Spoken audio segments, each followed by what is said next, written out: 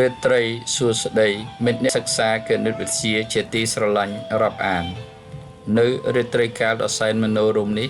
ខ្ញុំបាទសិរីយុកោមានកិត្តិយស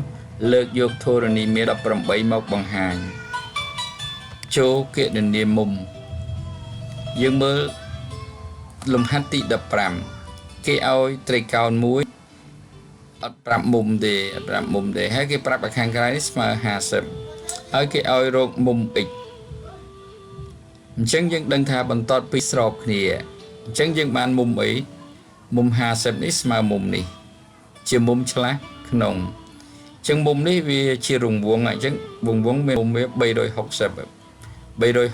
ដក50ចេញទៅឃើញមុំធំនេះហើយអានេះយើងឃើញ50មិញមុំឆ្លាស់ក្នុង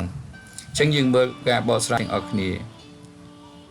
គណនាមុំ x មុំធំប៉ុណ្ណានៃនេះអញ្ចឹងយើងដឹងហើយថាមុំ50ស្មើនឹងមុំ x អងឧបមាថាមុំនេះ x អងមូលហេតុអីមូលហេតុជាមុំឆ្លាស់ក្នុងហេតុអីបានដឹងថាឆ្លាស់ក្នុង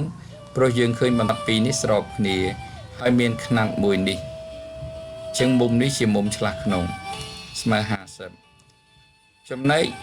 នេះចំណុចនេះទាំងអស់វា360វាជារង្វង់360ដក50ចេញទៅនៅសល់ណែ310ដូច្នេះមុំ x នេះស្មើ310ដឺក្រេធ្វើការពេលថ្ងៃដើម្បីគ្រួសារ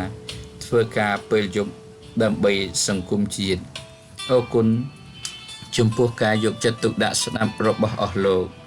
រាត្រីសួស្តីសូម